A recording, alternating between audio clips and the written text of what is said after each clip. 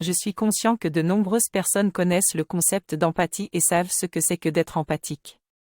Bien que l'empathie puisse être une qualité, comme toutes les qualités, elle a également un défaut.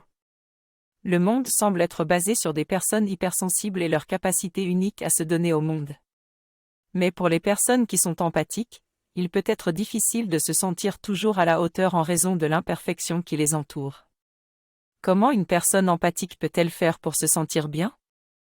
Avec cet océan d'informations négatives, les personnes hypersensibles ont de plus en plus de mal, et cela peut même conduire à la dépression ou avoir un impact sur notre santé.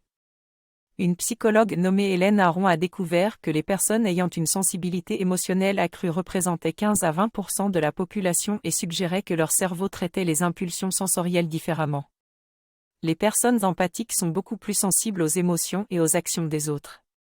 Ce sont des observateurs naturels, des personnes sincères dans la communication et souvent altruistes. Ils remarquent instantanément quand quelqu'un ment ou dissimule, et ils souffrent énormément à cause de cela. Des comportements comme les compliments hypocrites, les histoires exagérées ou les comportements grossiers peuvent mettre les personnes hypersensibles mal à l'aise, ainsi que le non-respect des principes moraux au nom d'une certaine forme de reconnaissance. Comme réponse, ils essaient souvent d'éviter ces personnes-là, ce qui peut les mener à une rupture avec leur environnement. Ils peuvent également avoir des problèmes d'élocution lorsqu'ils sont mal à l'aise. Ces personnes sont autant impactées par l'hypocrisie ou les faux-semblants car quand ils interagissent avec quelqu'un qui est désagréable ou qui cache de véritables intentions, ils sont profondément mal à l'aise. Ces symptômes peuvent être physiques et mentaux, tels que l'anxiété, la fatigue, l'épuisement, les palpitations cardiaques, etc.